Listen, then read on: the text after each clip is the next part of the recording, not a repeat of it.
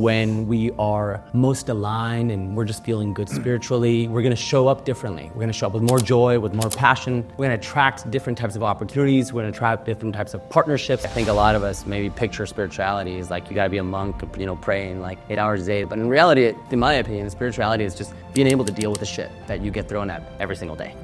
Where the traditional medical system is putting a Band-Aid on it or slapping a prescription against it. Trying to get your body to help fix whatever or hit your goals endogenously first. Your body can do amazing things if you allow it. No one's drawing a picture running away from a lion, right? When we're in a state that is unsafe, we're in the limbic system, the amygdala, the I'm not safe, and all your body's trying to do is survive, not draw a picture. Of course, if you were a loving parent, you would not have your kid lying on the sofa eating ice cream all day long. What do? We put them out on football fields and also things super challenging, right? Because we love them and because we care. And similarly, our higher self or whatever we believe in will do that to us. We need challenges, and that's when we can see our shadows. You just have to get in the gym and lift some heavy shit.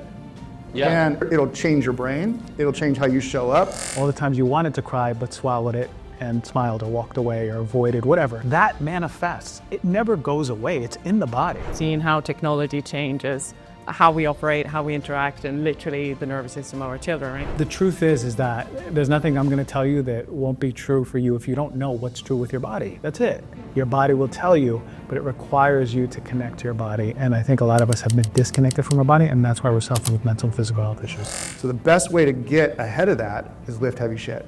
Heavy shit. That's my tagline. Don't meditate and lift heavy shit. Just kidding.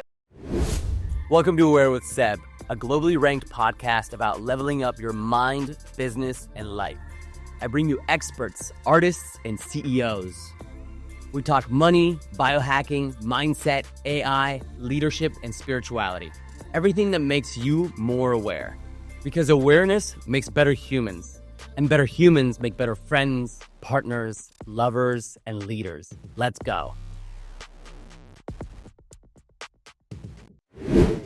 All right. We have an awesome panel tonight. And what I love about this panel is that you're all very different from each other. You're very different backgrounds, but you're all kind of coming in commonly on this common ground of health, of peak health. So if you don't mind, give yourself a quick little intro, what you do, and also a wellness practice that you recently stopped doing because either it stopped working for you or there's some new evidence that it's not as good for you. Okay. Hi, everyone.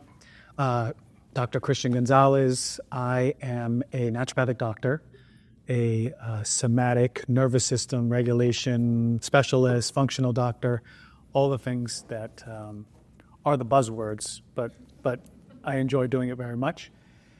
God, what have I stopped doing? There's so many iterations of rituals that I've done that, God, I love meditating. I just need a little bit of a break from meditating. Yeah. And that might be controversial because meditating works. There's so much data. Yeah.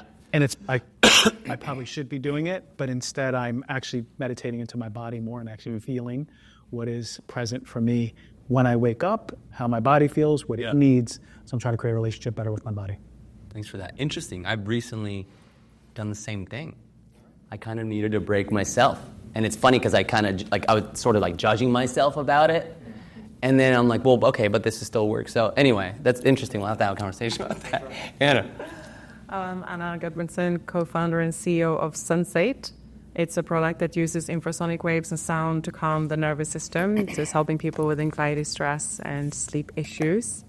And I'm also deeply passionate about conscious entrepreneurship and spiritual growth, I guess. So one major change is recently, it's like I quit my gym. Quit your gym? Yeah. Well, you got a new gym right here? I'm starting to play beach volleyball and doing weights at home, so completely changed my practice. And I love getting my feet in the sand. Mm-hmm. I'm actually not good at beach volleyball, but I'm so enjoying just having my feet in the sand. It really does feel great.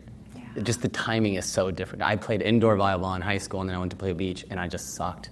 Yeah. It really just gets your ego. It's good. You get the grounding, and it hits your ego. I look like I should be good at it.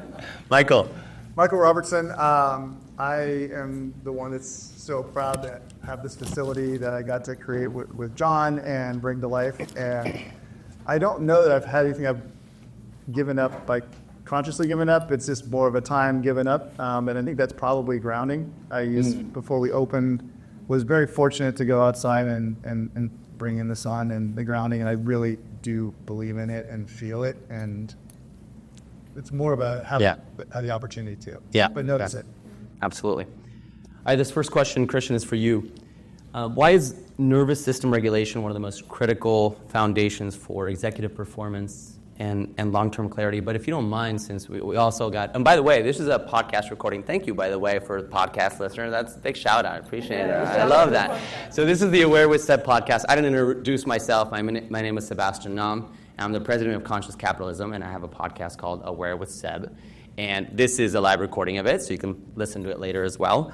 So if you don't mind the 101 on, what does regulation even mean? I think a lot of us hear, regulation, you must regulate. What does that even mean, and why is it so important? Yeah, the way I define nervous system regulation is the ability to have a flexible nervous system dependent on all of the things that come up in life. And by nervous system, I mean, how do we scan the environment and our internal environment over and over? Our nervous system is so brilliant, sophisticated, and elegant at keeping our system in homeostasis or balance. And it will scan the environment. Like you all walked in here and your nervous system said, okay, where am I? The lights, the space, the people. Is that person a threat? Is that person not a threat? You may have not realized it, but your nervous system is always looking to keep you safe. And so nervous system regulation points to the ability to surpass our old subconscious stories that lead us to that contraction in our system such that we can expand ourselves in new environments with new people and actually want to connect, which is one of the major hallmarks of a healthy nervous system is the want to connect with people. And so that's been my life's work at this point, is helping people feel more safe in their bodies to connect with others. Love that. Anna, can you talk about vagal tone and how we can support vagal tone or stress recovery in daily life? Yeah, I can build on this. And I think because I don't have actually a medical background, I still really like to bring stress resiliency down to earth. And we think that it's so difficult it's this non-defined thing with stress, but stress resiliency really is also good vagal nerve tone. And we can actually practice to improve the vagus nerve, the vagal nerve tone. The vagus nerve, longest cranial nerve. I was going to ask you, why don't you give us a little bit? I think, does a lot of important functions in the body, autonomic functions, but for this purpose of this conversation, regulates the nervous system between a stress state and non-stress states, sympathetic or parasympathetic. And so... is it as simple as that, as stressed or not stressed? Yeah, exactly. Stressed, not stressed. So, but what's interesting is, if we improve our vagal nerve tone, it actually means that we don't activate all the bad stuff that happens when we get stressed. So the suppression of immune system, the suppression of digestive system, all the things that actually breaks down our health over time, but also from a leadership perspective, suppression of the connection to prefrontal cortex, which is literally our executive functions. And so, for a well-functioning human being, good vagal nerve tone is just really fundamental, and we can practice that. So by regularly doing things such as meditation, but there's so many different ways. I mean, Sensate, our product, is a way that people find very easy to use, but whatever way we find to both get out of stress state when we end up being in it. But the nice thing with doing these practices over time, and I'm so grateful to myself to have started to do that, is that we trigger much less. And so we don't actually activate it in the first place. So like that, I guess. I hear the biggest biomarker that I hear, or the measurement that I hear the most, is HRV. Mm-hmm. Is this going to be directly tied to that, or is it kind of you can answer that if you want? Or? Yeah. Heart rate variability is pretty much a direct measure of your vagal tone, your ability to come back from a stress state into I'm safe, I'm calm, my heart's beating down, I'm breathing, I'm digesting food. And there are different biomarkers that measure close to it, but really HRV is the thing that we want to look for. It's the strongest proxy. I mean, otherwise you have to do invasive measurement on the vagus nerve. So Yeah. Now, when it comes to variability, you want a higher HRV, yeah? Which is, I was actually having a conversation with my dad about this in the car last week, and he was telling me, it seems counterintuitive. Like, you think that you want less variability, you want something that's more even, but instead you want more variability. So can you explain why that is, that you want more variability? It's a measure of the heartbeat, and you want more variability because you're coming back to a regulated state. So you can vary between a state of like this and then coming down. Versus, I know what you're saying. We're not talking about steady state. Right. Steady state would be steady state of stress. You want it to be able to vary back down. Got it. Right, from a stress state and come back up, flexibility, and then come back down. Love that. Much more clear. Michael, what's the cost of operating in chronic fight, flight, or freeze states for decision making and team dynamics in the workplace? Well, speaking for myself, especially in a startup in a high stress state, you don't think clearly, you don't show up, you're not present for your team and present as a leader. And I think that with our membership, we've started to educate people about, because they don't know, you don't know how bad or how much brain fog you have or how much you're not showing up or you're not tuned in with the room until you've been able to optimize your health, regulate your stress, and fuel your body properly, that you can be present and really show up as a leader, show up with your community and your members. And I think that's the biggest driver that people notice when you actually can get to that state. That's great. How many of y'all experience brain fog at all, ever? Yeah. Wow, that's a lot. For me, what I notice the most, not so much brain fog, but it really is just energy. It's just all over the place sometimes. That's the biggest thing for me when it comes to stress. Christian, what is the cost of operating in chronic fight, flight, or freeze states for creativity, in your opinion? Oh my God, it shuts it down. I mean, no one's drawing a picture running away from a lion, right? It's like, when we're in a rested, digested state, we give our nervous system the ability to connect with the part of our brain that is giving us creativity. When we're in a state that is unsafe, we're in the limbic system, the amygdala, the I'm not safe, and all your body's trying to do is survive, not draw a picture. And so the beautiful thing, and the other subjective measurement that I hear for people is say their libido comes back and they want to get more creative. I want to start doing more poetry. I want to draw more. And when I hear that, I go, okay, their nervous system is back. Yeah. They're able to amount that energy to do the beautiful things that Crystal is here to do and create more and connect more and express more. And that's the beautiful benefit of really tuning into your nervous system. Love that. Let's talk a little bit about innovation and new models of health.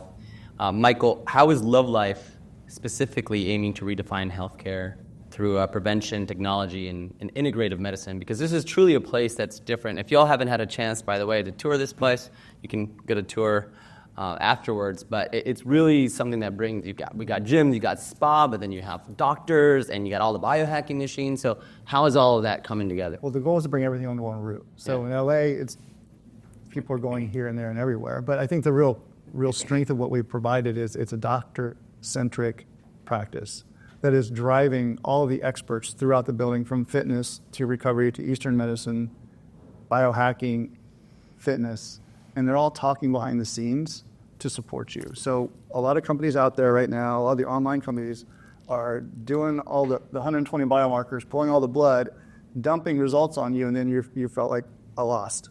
Nobody's with you.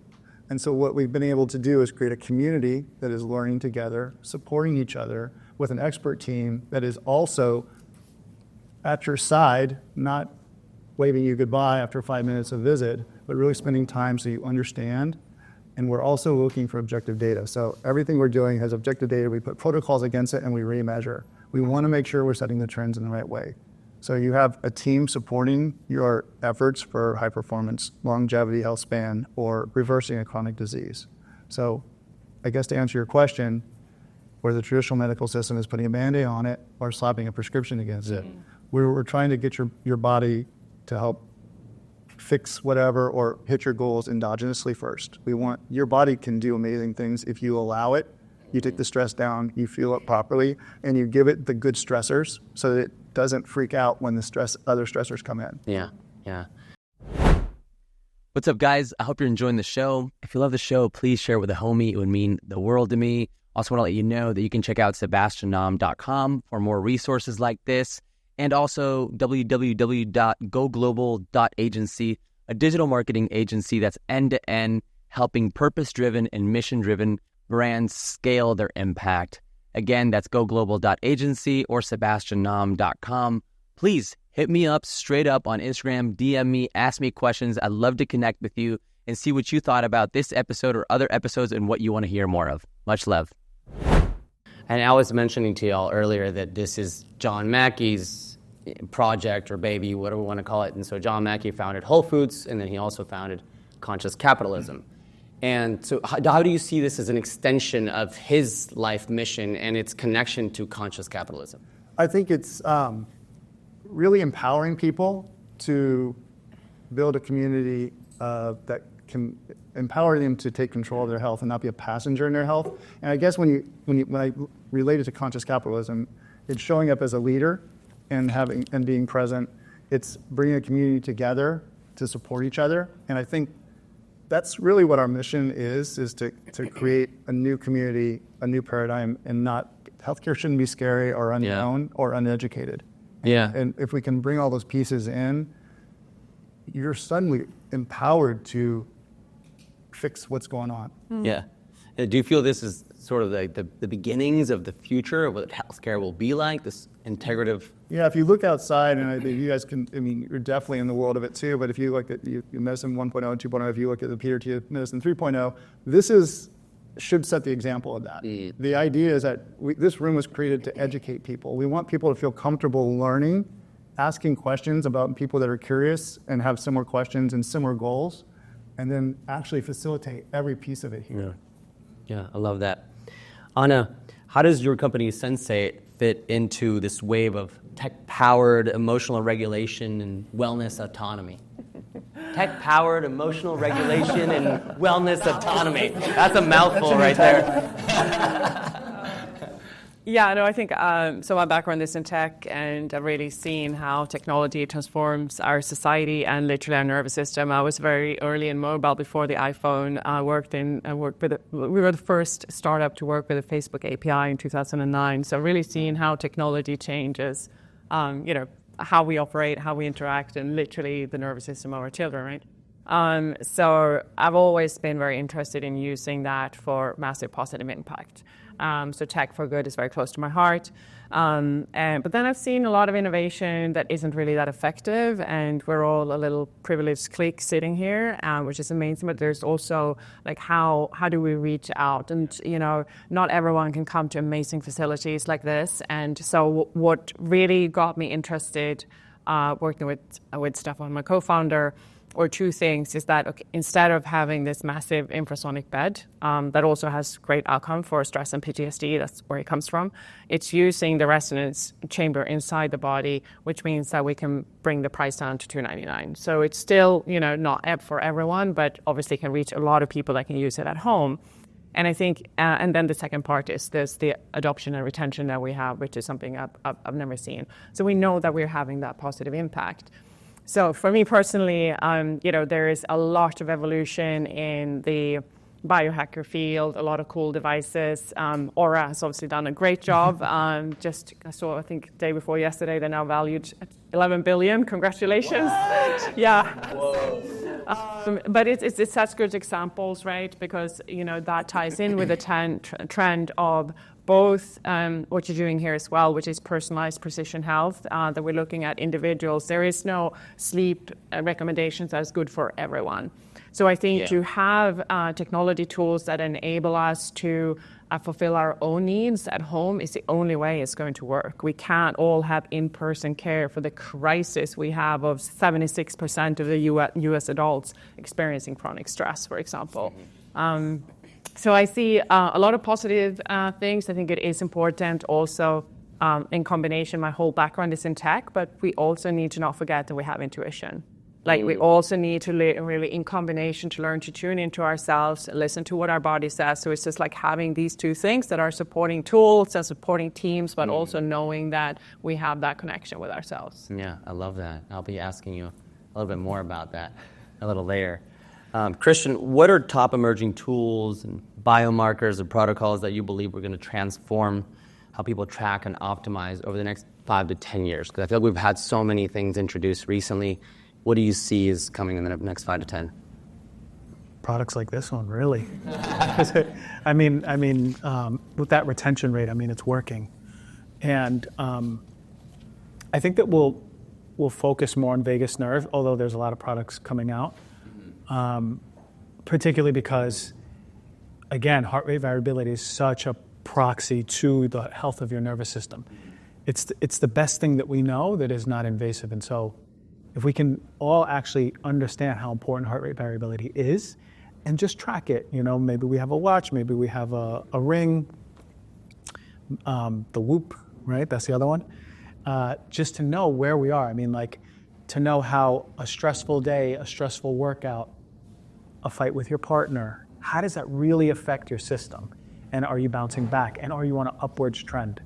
That's a real fight with your partner then. No. We have a loving partner. Yeah, cool. My HRV is through the roof. And so yeah, and that's really empowering because 15 years ago, we weren't really talking about how do we know how stressed we are. It was a subjective experience, and we can't lose that experience. We have to be able to feel in our bodies, wow, this is what it feels like to feel safe, and this is what it feels like to feel stressed. And now we're moving towards biometric data, which is really cool too. It's interesting because you don't always know, right? So some of my friends told me like, oh yeah, I had like 1 or 2 glasses of wine or whatever. I woke up and I feel fine, and my HRV is just like shot, and it's kind of shocking to them. And I'm saying them because I honestly haven't been measuring it. Do I have to wear it overnight, or can I just measure in the morning? It's like something you can do just in the morning. Well, you could turn on airplane mode and then have it off through the night. Okay, got it. But if you it's don't wearable, wear something at night, it's not going to measure Got it if you're not wearing it. Oh, you can't just put it on in the morning. No, Got it. You have I to mean, wear it would measure through it that the day. Yeah, but you wear through the days, right? Gotcha. And see, we're all learning here. It's so interesting to me about what you said, something about personalized medicine. I was recently talking to a functional doctor and just talking about like sleep. I've become somewhat obsessed with sleep too. And she was telling me, hey, well, just the way that your body is made up, you're actually not meant to eat 5 hours before you go to bed. She's like, it's actually better for you to actually have some food almost right before you go to bed. And I started trying that, and all of a sudden I'm not waking up anymore. I'm like, man, that is so wild, because you have all these different practices that we hear when you listen, and you listen to all the podcasts, and you're reading all the books, but it's just so personalized. Yeah. All right. Yeah. Can I say something? Yeah, please. It's 100%. It's like we can listen to all the podcasts. You can listen to mine. It's pretty good. But the truth is that there's nothing I'm going to tell you that won't be true for you if you don't know what's true with your body. That's it. You can see all these videos on Instagram and awesome information. Sounds so good. Let me spend $1 million. The truth is, let me feel. First, let me feel what is true for me. Do you even have a discerning part of you that knows if it's true for you? Because if you don't, your body's really calling for your attention, because you can connect to that intuition. That's where the intuition is. When you can sense your body, it's interoception. It's a connection between the part of your brain and your body, the mind-body connection. This person is true for me in my life. I should be around this person. This job, this book I should read, this broccoli or the kale or the cauliflower. Which one should I go with today? Yeah. Your body will tell you, but it requires you to connect to your body. And I think a lot of us have been disconnected from our body, and that's why we're suffering with mental and physical health issues. I love that. Yeah. It's something that I've personally been working on for the last couple of years, is really just testing that out and starting out small. It's funny because you said the broccoli thing.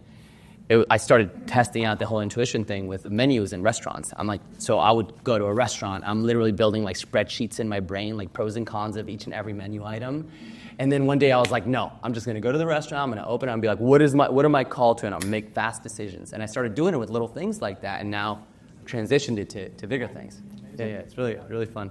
Michael, what about you? What do you think? You're around a lot of tools, biohacking tools and things like that. What do you think in the next 5 to 10 years is going to be something that's major? I'm most excited about the technology coming out in wearables and understanding more data. So we now have ways to process that data, which we didn't necessarily have before because it's just a massive amount from microbiome data to wearable data that we track our glucose, but let's track our insulin. Let's track our cortisol levels. There's all these things, heart rate. So you can see through the day. I mean, some of those exist, but they're getting smaller. And so it's more accessible to people. And then we can start bringing all that together and make better correlations and better understanding on a data level. Because I think, like you were saying, when you get in tune with your body and you've cleaned up everything, you become very sensitized to the things that bother you. If you're not in that state, you're kind of in a state of numbness. And you don't know how bad you feel until it comes crashing down. That's when people usually have the diagnosis of some chronic disease. So if we can get people educated to start cleaning up, finding healthier protocols, so you can be in tune with those and understand what's happening, I think that's going to be the key. So I think I'm most excited about the tech, the data, but also just getting people to understand and be able to feel again because they're numb. On that, yeah. All right, let's shift a little bit into inner work and some conscious leadership. And Anna, you started touching on it a little bit. I actually love to talk about the combination between spirituality and business. I feel that when we are most aligned and we're just feeling good spiritually, we're going to show up differently. We're going to show up with more joy, with more passion. We're going to attract different types of opportunities. We're going to attract different types of partnerships and really just manifest more success, more money, more, just generally do better in business. So I think spirituality and business are very much tied together. Anna, what about you? Like in terms of entrepreneurship and spirituality and business and spirituality, are these things very much connected for you? Very much. So they are now. And I was actually doing a talk to a bunch of longevity people about stress resiliency, and I had this intuitive calling, like, no, you need to tell the truth. And actually, all the practices in longevity and the devices and the red light therapy and all of that's like, yes, we can improve vagal nerve tone, we can do all these things. But actually, when it comes to getting through stressful time, the spiritual growth is the real deal. And so I agree with the whole aspect of the vibration and, being in a good place and manifesting more. But the truth is also challenges are guaranteed in life. And so I think sometimes with the sort of happy clappy ideas, it's like as soon as things aren't going perfectly for us in life or in business, we think there's something wrong with us, that, we haven't done things right, or, we start to self-judge or think that our connection to spirit is broken. But challenge is a force in nature. Everything that grows have two forces. And the idea, and actually I've been a little into my Kabbalah recently, and like the idea that, of course, if you were a loving parent, you would not have your kid lying on the sofa eating ice cream all day long. You would challenge your child. What do? We put them out on football fields and also things super challenging, right? Because we love them, because we care. And similarly, our higher self or whatever we believe in will do that to us. We need challenges, and that's when we can see our shadows. So for me, the spirituality and entrepreneurship is really to use every opportunity, things we don't want to do, things we don't want to hear, when things don't go our way. This is like, because the real spiritual work, I think, is like not when things are easy.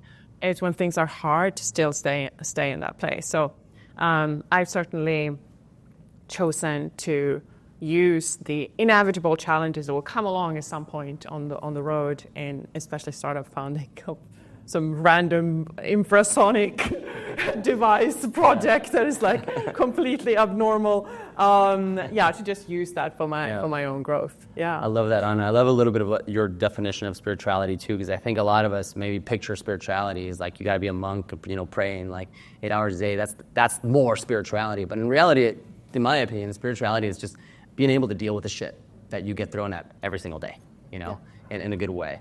And Anna, it's kind of funny because every time I run into you, and we run into each other, I would say like 4 times a year or something like that. you were always so fast-paced. You're getting after it. And, like, I'm just like, man, that girl is just, I was like, I don't know if you're stressed out, if you're just getting after it, you're a go-getter, right? And, like, so I'm like, this paradox of running a wellness company that reduces stress. I'm like, you must be using your wearables all the time because you got a lot coming your way. You got a lot of challenges as a founder. Yeah. Yeah. I do use my product. Yeah, no, I think, it's also just accepting what scenario you're in, like the state we're at in the business. Like, I'm not going to be working 4 hours a day. It's, like, not going to happen. Yeah. But again, then to, like, what are the different habits? Like, definitely, I do not compromise on my sleep. And the micro breaks. Now, I can get a lot of recharge out of a 10-minute Sensate session, so it happens to be a great hack for me. It's not meant to be used to work longer days, but it kind of works that way. So it is a paradox. It is a paradox, but I totally agree with you, Seb, and that's like, it's harder to run a conscious business than to sit and meditate in a retreat. It's the real life, to parent, to be a good friend, to run a conscious business, to, stay calm when there's road rage. Like, I think, like, being real in real life, that's like the spiritual work, and that's like more, I mean, I go to a lot of retreats myself, but yeah. And then the point is as well, like, how do you try to nurture conscious culture when you have this incredible high-paced situation, and that's for a whole other rabbit hole, I guess. Yeah. No, I love that. Yeah, I love to talk about grounded consciousness, which is kind of like this no bullshit. It's not the woo-woo stuff. It's like, hey, the real life. Like, how do we deal with this stuff, right? So we'll continue a little bit on inner work. Christian, you talk a lot about unprocessed trauma and the emotional brain, and so how does unresolved trauma hijack emotional centers of the brain, and how does that show up in relationships and leadership and in business culture? The unprocessed trauma from our oftentimes childhood. And when I say unprocessed trauma, I want you to all understand, it's not like we have big T traumas, things that happen in life, and micro traumas that happen every single day or every other day or every week when we're growing up. And what I say by unprocessed is there are emotional aspects to us that get repressed by virtue of the people we live with or the society we live in or the culture, whatever it is. For example, anger or fear or guilt or sexuality or joy. We become smaller as we get older. It's just what it is. We learn, our persona becomes a summation of all the parts of us that have been accepted and loved by others, starting with our parents. And so unprocessed material in the system is merely all the times that you've abandoned yourself, all the times that you knew you were angry but swallowed it and smiled, all the times you wanted to cry but swallowed it and smiled or walked away or avoided, whatever it is. So that manifests. It never goes away. It's in the body. It is a homeless part in our body that's stuck in the fascia, held by the nervous system, controlled by the emotional centers of the brain. And so the challenge is that through relativity, that experience will be challenged forever. It's something, a little talk about woo, something happens in the body where we call in all of the people who do trigger those parts of us. That unprocessed material comes up and we go, oh my God, it's about to come up. Let me push it back down because I'm really good at that.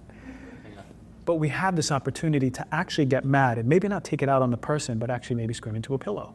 Or maybe push on a wall. We do have the opportunity to cry and break down, especially the men in here, because it goes a long way. It really does. It affects everything. Our relationships, absolutely. I work with a lot of women. A lot of women go, I wish my husband was just more emotionally available. I wish his heart was open. I wish he just connected to me and my thought. Yeah, she's right. The man has the opportunity to connect with his heart. It shows up in business all the time. For sure. Oh my God. I have an assistant who triggers me once a week. And I actually have to be like, okay, what's present here? Okay. And how do I need to show up? What is the most authentic way I can show up? And it's such an important key because it's not just physical mental health, it's relational aspects, which is everything in this world. We're in relationship all the time. Mm-hmm. So that's sort of what it really means. Yeah. Claire, does Christian cry once in a while? Does he do his thing? Okay. That's good. You're doing your thing. That's good. I loved your analogy of the homeless. What did you say? It was like a homeless. It's just like homeless aspects of ourself. That's in there, and the home is a heart. Yeah. The home is the I heart. love that, Christian. Christian, share your knowledge and experience with somatic work and how this is helping us, be better humans and also leaders to work through all this stuff. Right where I left off, the personality to me is the biggest block to physical and mental health. The personalities that we created, because we're so comfortable in this personality, and when we challenge people to become a little bit more light and a little bit more dark, can't just go light without the dark. They're proportional. You actually have to see all that darkness inside of you to step into all of that light. And for me, the expansion of that, the word for that is authenticity. But authenticity for me is just emotional harmony, nervous system harmony. When we can connect to our creativity, when I can smile at Seb and connect to him and feel like, hey man, we should go on a jog and talk about life, like connection. That is the state where the body is in harmony. When we actually feel safe to connect with others, feel safe with ourselves, it doesn't get more easy than that. We overcomplicate health too much, and I worked in cancer for so long, and the people actually and I've seen so many people sick, who overcame cancer were the people who had paradigm shifts into who they believe themselves to be. They've cracked open their personality and they go, I'm more than the person I thought I was. Those were the people that were having radical remission right in front of my eyes. Yeah, and as you mentioned, authenticity, we know a little bit, we know each other a little bit outside of here. And I love to see how you've been coming through with your authentic creativity on your content. Christian has a lot of great content out there. If you don't follow him, give him a follow. But I love when I'm seeing you like rapping or rhyming, and like all of a sudden I'm like, oh, because you're usually doing content about like functional health or cancer and all this stuff, and all of a sudden there's this different side of you. And recently I think you made a post about something about being more radically authentic in the stuff that you're creating. So speak a little bit to authenticity and what that means to you. Yeah, for me, and maybe it resonates with some of you, is really the ownership of does it matter more to me to express what is real for me than other people judging me? Than the fear of how am I going to look in someone's eyes? How am I going to dress? Will I sing in public? Will I put up a post that truly is in my heart right now as an influencer, right?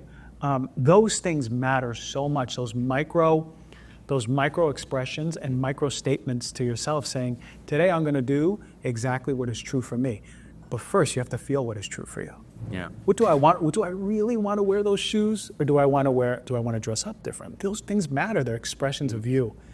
So that's the authenticity. It's got to be tough sometimes. You were saying, do I want to sing? Do I want to express myself this way? But maybe there's a lot of fear around like how you're being judged, and it's probably sometimes tough to decipher: is this just fear, or is it that this is not true to me?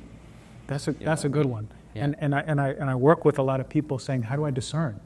Is it my ego going, don't do this, it's not safe, your voice is terrible, remember, everyone's gonna, or is it just not true for you? And I'll always say this: if you feel in your body, you will feel truth. If you move your awareness here, and the stories start to take over, you are in your ego, you are in the persona, you are in protection. If you have the ability to drop into your body, feel your heart, and go, fuck, I want to sing. Of course I want to sing. Then that's true for you. That's your soul speaking to you. Anything else is all the old stories that you've created for yourself, and it's right here. So the ability to discern, where do I feel my awareness? Yeah. That's the key. Yeah. Well, if your soul is speaking to you right now, I mean, we're all ears. If you want to rap or sing after the panel, before, during, you just you just stop us. Maybe just put a little music. All right, cool. Michael, how does one build values-aligned cultures in wellness organizations where health isn't just marketed, but it's also lived internally? I mean, it's a great question. The easy one is all of your team members, your team gets access to the fitness membership, so they can actually have access to what we're trying to bring to the world. But I think more so it's bringing them a sense of family and community when they're here, so they feel connected. They feel connected to the members, and the barometer on that is hearing from our members, and their first comment is not about the biometrics we pull. It's welcome and the energy and the greeting they feel when they walk in the door, and that's overwhelming across the membership, and that's what builds connection and stickiness. And it builds stickiness with the team members too. I have my opening team still here, and they're mission driven and they're passionate, and they take joy about helping our members get to their goals, and it energizes them. And so I think that's, to me, I don't know if that answers your question, but to me, that's the most important thing we've created here, and the thing I'm most proud of is that sense of community and relationship and love for the members and each other. I love that. Community is a word that we hear a lot lately. I think when I hear a word a lot, it gets to the point where I'm like, oh, I'm kind of annoyed at that word. And then I realize, like, oh my God, but it really is everything, right? So like I travel a lot, and then I come back, and then I'll go to a coffee shop, and then I go to my health club, and then I go to the co-working space, and I've said hi to literally 15 people that I know, and I'm like, I feel so good, and it's community, and it really is. Just kind of is everything. It means so much to our health, to our emotional and our physical health. It really does a lot. And how do you foster that in more of like a remote work environment? That's a tough one, because I deal with that personally at our marketing agency, which is like people are all over the world, and fostering community, and that's tough. Do you have any hacks for that?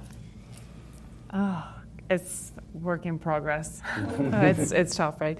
So first, I think we have such a strong purpose in the business. There is no one working at Sensate that doesn't do it because we're helping people every 12 seconds. Someone is, on average, getting a little bit more peace and calm in their lives right now. So I think the purpose aspect is definitely very, very important. But then I think a lot about, it's hard because sometimes there are ways that I would love to show up, but I don't have the time or the resources, and I have to step in and step over my own rules. But I think when it comes to remote teams, you have to orchestrate connection, because it doesn't happen naturally. And I am, as you've seen me, in my executive mode. It's like I'm onto the call, straight into the agenda, boom, boom, boom. So, and then very often I can have 12 half-an-hour calls in a day.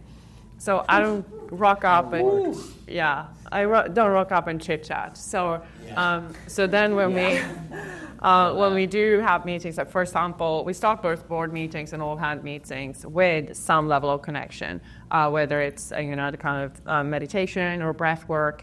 We also do deliberate breakout rooms with more deeper touch questions. Nice. Where and so because you don't end up just hanging out like metaphorical water cooler, and so you kind of have to orchestrate that, and so we make that effort.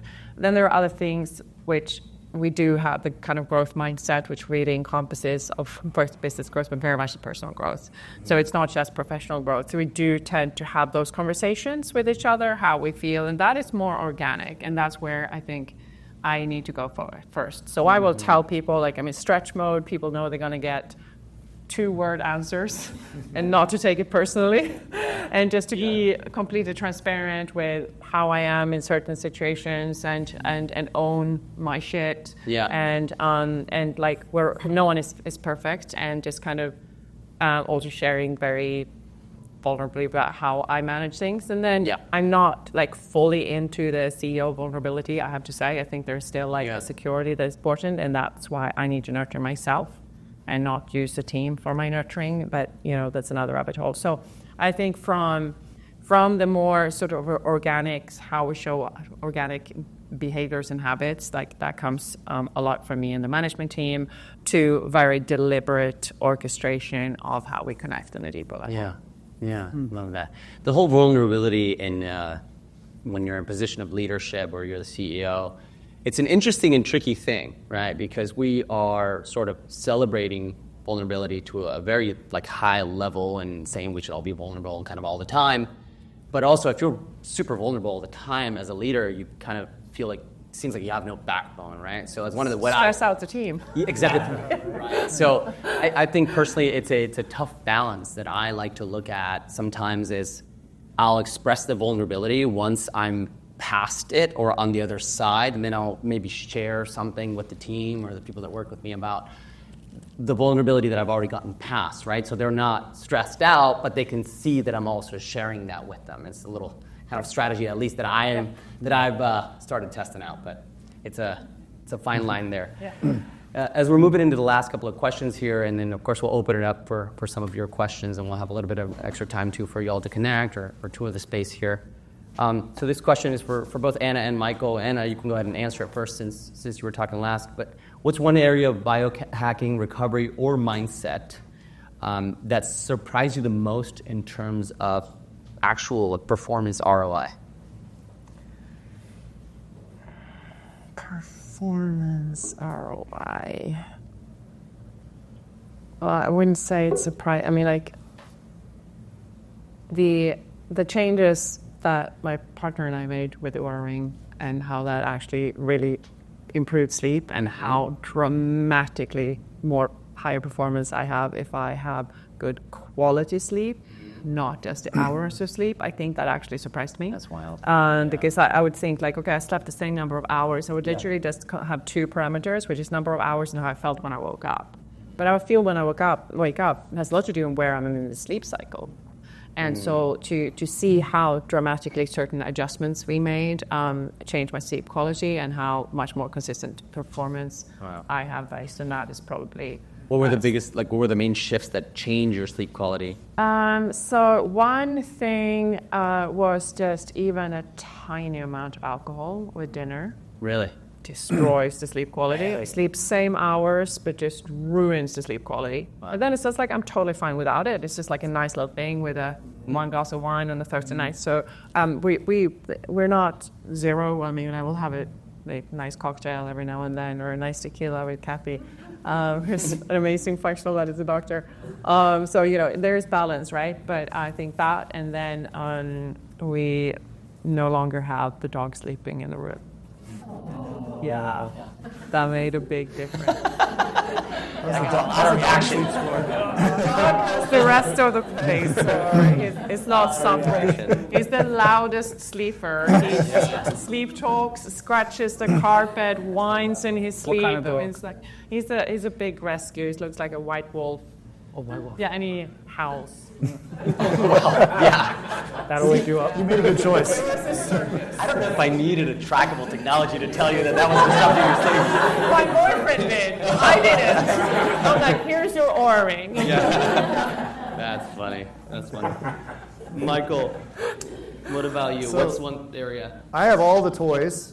I'm very fortunate. It's my Disneyland I got to build. So the go-to for an injury is definitely PIMF. It is a game changer for opening up mobility and recovering quickly. But my favorite and if you don't mind, can you tell us I'm what sorry. that is? PIMF is pulse electromagnetic frequency therapy. So you've heard of PIMF mats that are on the internet. They're very much like a grounding modality, a little bit energizing, but this is a therapeutic. You can control the frequency rate and the strength of it. And what that allows you to do is really target different areas, and they don't like me explaining it this way, but it really just supercharges your cells using electromagnetic energy. It's actually moving the cell instead of just a TENS, which is flexing the whole organ. But it really energizes and helps the space recover. It's really diagnostic, but that's not my favorite. My favorite is probably one of the oldest ones, and it's a must-have for me, and it's the dry sauna. It is a game changer for stress, my well-being and my sleep, and it's pretty much a must-have. Do you do a minimum of 15 minutes, or do you do 20 minutes? I'm generally 20 to 30. 20 to 30. Yeah. Just 196. I would love 196, but we get ours to 190. It's really hard to get them above 190 at a big space, but. I was recently reading some study about dry sauna that they did in Sweden or Norway or something where they were testing. I grew up doing so. There's so many studies there. Yeah, they were testing that. I guess people that use the dry sauna for a minimum 15 minutes, 4 times a week, live significant amount of years. The stats are incredible, and I'm really bad with numbers, but they are mind-boggling for the impact on longevity. Yeah, I love that. Okay, and for Michael and Christian, what do you see as the next frontier in peak health for leaders who want to be at the top of their game into their 60s, 70s, and 80s, because we are living longer. Just as much as there's so many, like it's such a health crisis, we're also seeing the other side of that, right? So what do you see that at for peak performance, 60s, 70s, and 80s? Man, that's a good question. How can I not say anything about nervous system regulation? Handling your stress in ways outside of meditation. And again, I love meditation. And nervous system regulation is really important, witnessing those deep repressed emotions. I think peptides are going to be pretty significant in the next few years as they become more commercialized and regulated and safe. And I think they can make a really big difference in performance. My podcast coming out this week, by the way, it's all about peptides with the peptide expert, and it was mind-blowing. There's just so much in that world. Yeah. So interested in stem health research and all that. Yeah. Wild. Michael? Yeah, I mean, peptide stem cells, those are all amazing, but those are still distant for a lot of people. They're not only they're expensive, you have to travel places to get them, and so that's going to be a little bit further down the road. But for somebody that's in their 60s and 70s right now, I think we underestimate, or we don't talk about enough, the importance of just lifting heavy things. And what that does is it's lifting heavy things. Like, people are just scared of the gym, or like, oh, I walk, it's fine. I play pickleball, it's fine. Those are all great, but until sarcopenia is a real thing. I think that's what you're going to hear a lot more about. Sarcopenia is muscle wasting. So as we grow older, we lose muscle. Your muscle is your biggest glucose sink. So you hear about metabolic disease on the upswing. It's also because some of these new drugs coming out, you're losing muscle mass and fat mass. You're also not taxing the muscle and stressing it out, and so you are losing muscle, you're losing your glucose reservoir, and so that, I think, is going to be the biggest thing that people are going to start to learn about, that you just have to get in the gym and lift some heavy shit. Yeah. And it will it'll change your brain, it'll change how you show up, and what I'm going to go a little further on it, what it's really doing is it's optimizing your cellular energy. So it comes down to the mitochondria. The mitochondria, you want dense mitochondria in all of your cells, and you want them optimized. And there you can go down a rabbit hole of lipids and that membrane being strong, so the mitochondria is making the most amount of energy it can, because we lose all of that as we age. And that's what your body is with the stress. It's fighting on all fronts. You're depleting your cellular energy, so it can't fight off the infections, the cancer, and things like that, because your body does know what to do, but it's the energy depletion. So the best way to get ahead of that is lift heavy shit. Heavy shit. That's my tagline. Don't meditate and lift heavy shit. But to your point, you do both, because you need to. You also, what we believe in, as much time as you tax your body with good stressors, you need to recover your body, and we forget about that. Whether it's sleep, whether it's sauna, whether it's cold plunge, there's the things that help you recover faster, and you need to balance the time. We all just maybe go for a walk, but we forget to recover. We don't do it right. So you have to focus on balancing those things. And I think that you will really show up at any age, and especially as you get older, it's going to help with fall prevention, it's going to help with bone mineral density. You won't break something, because if you look at the stats on a hip break after 70 years old, it's catastrophic. Yeah. Like, this stuff starts when you're in your 30s, and you get it. You need to do it in your 40s and 50s and 60s, but it's never too late to start. Yes, that's my soapbox. That's great advice, Michael. No, it really is. And frankly, I personally started taking that very seriously for like the last 2 years or so, lifting, not just lifting, but lifting heavy. And as you were saying about like energy, and it's like, I'm way more tired when I'm not lifting heavy. Absolutely. It's crazy. So if I get up in the morning, I go lift heavy, you'd think you'd be more tired because you've like exerted so much energy, but then I'm actually less tired. Absolutely. It's wild. I love it. So let's close off with this final piece of wisdom from each of you. What are 2 qualities that a modern-day, wellness-focused leader must embody in today's fast-paced world? Presence and an open heart. Love that, Christian. Anna?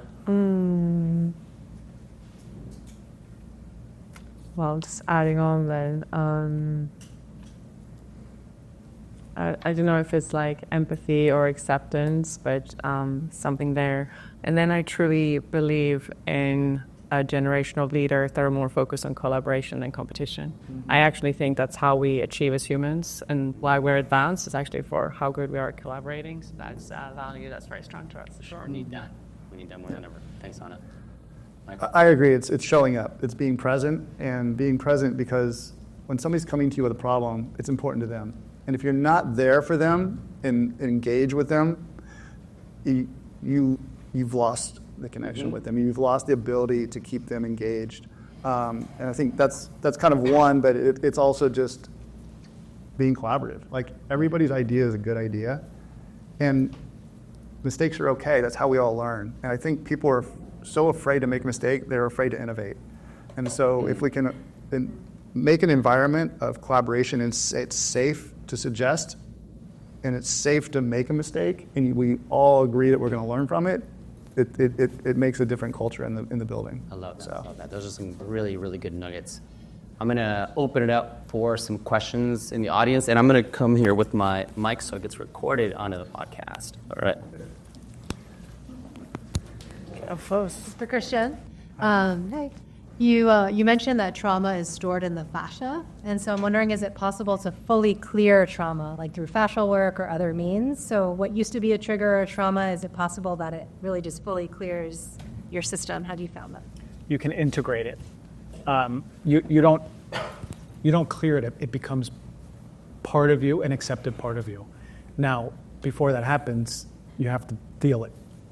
So is it possible to have like a fully empty fascia? I don't know, but it is possible to absolutely get in touch with deeply repressed parts of you. I've seen it many times, and it varies. There is a flow. Usually sadness is in the chest, and anger and fear is in the belly. Guilt and shame, sexual repression is in the hips and in the pelvis, in the root. There's a lot that goes on in the neck and the jaw for a lot of people. And so, yeah, there's sort of like a code, I would say, or just a flavor to emotions and where they are, but they are, I believe, in the fascia. And I've tried to explain it as best as possible on Instagram and on podcasts, but we don't know exactly how, the mechanism, but I think I have an idea. I asked because I've gone to a couple body workers who work on the fascia, and I feel like memories will come up or emotions, and then I do feel like I've really released some of what was there just through the physical fascial work. It is directly connected to the amygdala and the limbic system. And there's a part of the limbic system called the hippocampus that has memories.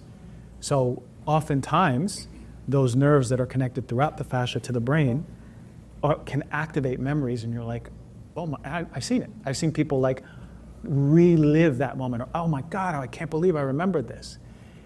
And I think we seek a lot of like, when is a moment so I can finally feel good?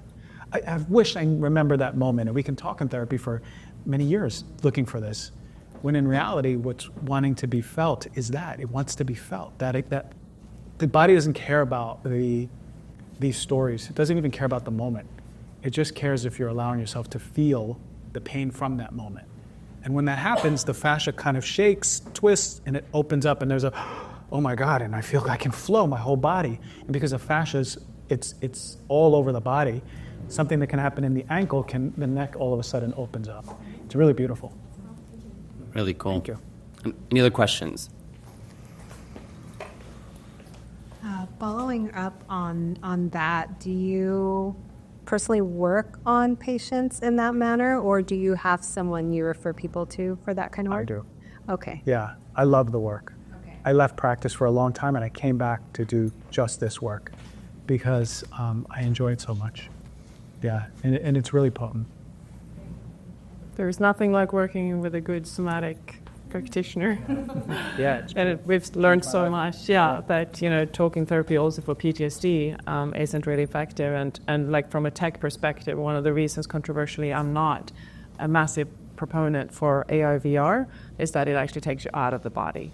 So we need to come into the body to resolve any PTSD and feel the body. And with Sensate as well, it's actually somatically also bringing you into the body as a secondary effect. So, yeah. Awesome. Hi, this is for all three of you guys. How do we bring these tools and resources and technologies to more people and give more people access to these modalities? Great question.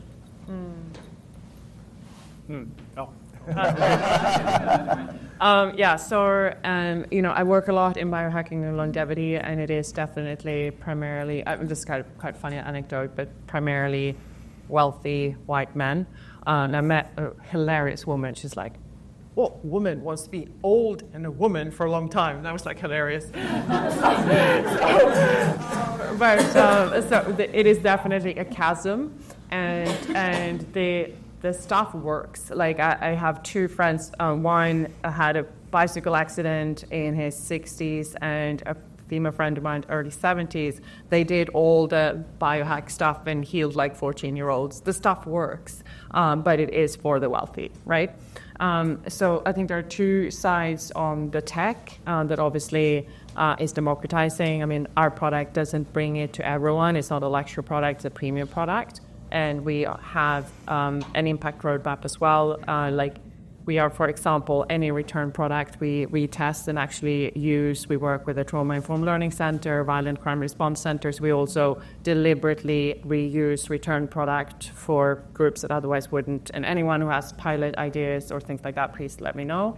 But then there is also an aspect, and I think that actually the longevity and biohacking community is reasonably conscious and actually really want this to get democratized and get out to more people. So there's also the aspect of, with the early people that pay more, bring down the prices for people that come later. But there's also so much of this that we can do ourselves. Like you can go for a hyperbaric chamber, or you can do conscious connected breath and hyper-oxygenate yourselves, right?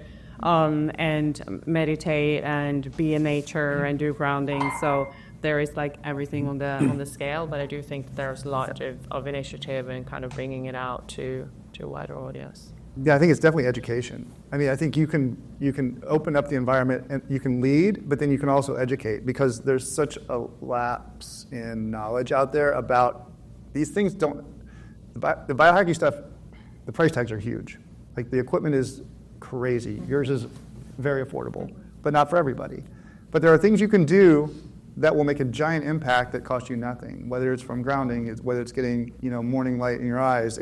There are so many things you can do. A sauna is not super expensive. You can find that. Like there are ways to, but people have no clue. They don't know what it does. They don't know the mechanism of action. What does it mean? What does it mean for me? And I think what you can bring is the education. Our goal as this building is to prove this out and show that this is getting into something we probably shouldn't talk about, but the insurance model doesn't work, the medical system doesn't work. We're looking to show that this is a more economical way of approaching healthcare, is getting at it ahead of time before you have to put expensive hospital stays, doctor time, and pharmaceuticals against it. It seems like a lot right now, but if you look at your health spend through your life, you're going to have a much happier, healthy life, and it should cost less. So that's what our goal is. John in Whole Foods was able to prove that in their self-insured organization of having these care facilities, and it gave their employees or team members the option to do that. And they were able to show that making those people that have metabolic disease and reversing it was actually economically viable and more cost effective. And so that's what we're trying to extrapolate and do here. Yeah, that was a great sort of in-house study that they did at Whole Foods, and I don't have the exact details either, but it's really interesting if you go look it up. But they basically did a study over time where they did this sort of preventative health program with the majority of people that were, I think it's something like 80% of their employees were using, 20% of their employees were using 80% of the resources for with that health problem. Of the cost, yeah. Exactly. And then basically just preventative ended up changing the game significantly, way more than using the insurance. Yeah. And the step past that, I don't mean I just want to add on to it because I think it's really valuable, is that just the team member going through it didn't work. Bringing the team member's family and having them learn, so it's at home, that's when it really worked. Yeah. So you have to have the support structure behind it and the education, and just knowledge is amazing, but that's one thing I've noticed in bringing people in and members. And you think, Manhattan Beach is a very blue zone focused, but there's still so much learning and education to do just to understand what we provide. And I think I took that for granted because I've been in the biohacking world for 8 years, and just like, everybody knows this. Totally. And We're in this echo chamber. It is shocking. So, I mean, this community understands it. The biohacking world is all in and but the rest of the world isn't. So we have to really teach and educate and overcome the noise that's out there with social media and large companies that don't care. So. Amen. Do I have an answer to that? I think I hope to believe, and maybe I'm in an echo chamber in LA, is there's a renaissance for more body-centric practices. So, meditation has always been hot. Breath work emerged a little more sexy, and more people are doing it. And I just like to think that people are getting back to nature, their own. How can I go out in nature? I know I feel better. I de-stress in nature. I'm spending a lot of money on all these toys. What can I do for myself that is cheaper and more accessible? I like to think that there's a tidal wave of that coming. I don't know. We're going to see in a few years. Yeah, I love that. We'll do one more question, and then we'll save some time for... I saw your hand first, so... I have a question for each of you. What has been the biggest shift you made in the last year to allow you to step into being a more conscious leader in the workspace? Lovely. And you'll have time to ask personally as well. Let me think about it.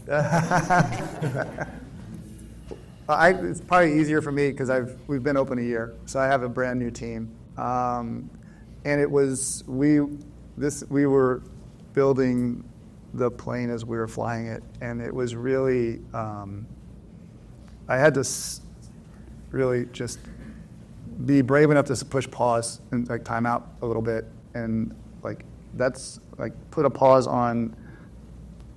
Take the foot off the gas on driving membership while we get things in line so the member experience is there and the team isn't stressed out. So I think it was just understanding that you can't keep your foot on the gas the entire time. You have to back off of it just for the longevity of the team and the business. I usually like it all the way to the ground.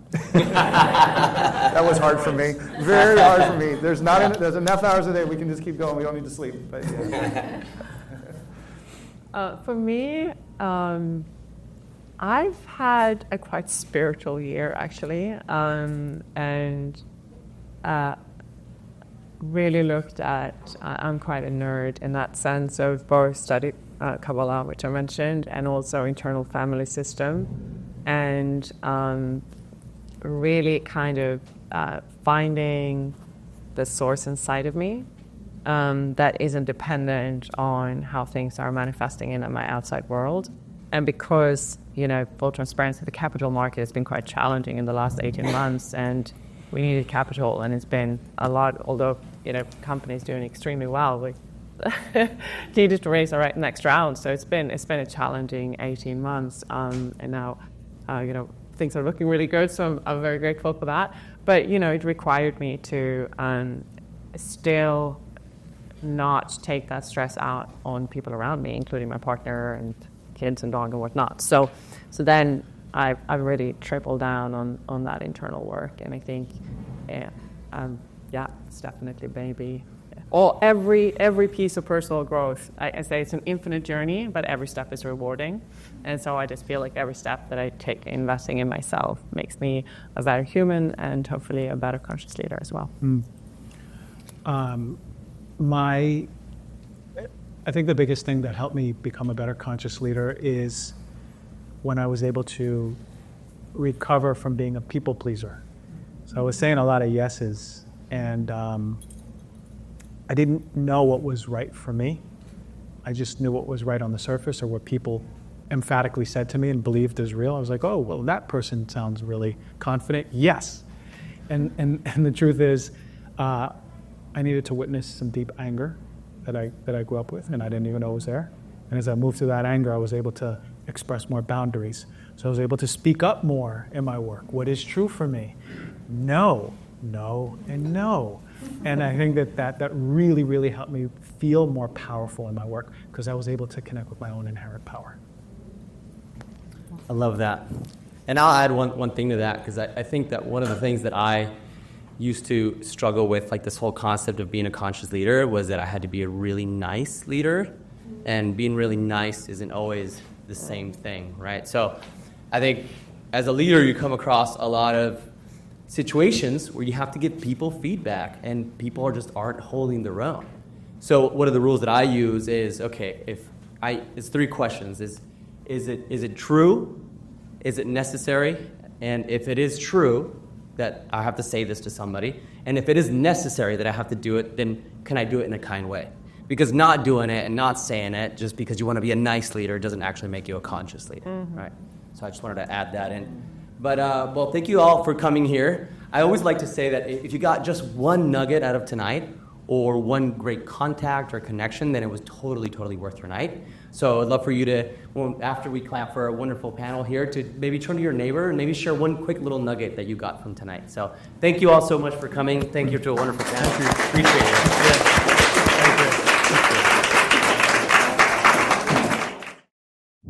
I hope you enjoyed that episode. If you like the show, please subscribe or share with a homie. It means the world to me. And honestly, straight up, just hit me up. The easiest way on Instagram, SEBNAUM. Ask me questions. I want to be here as a resource and a source of inspiration. I hope you have a beautiful rest of the day. Much love.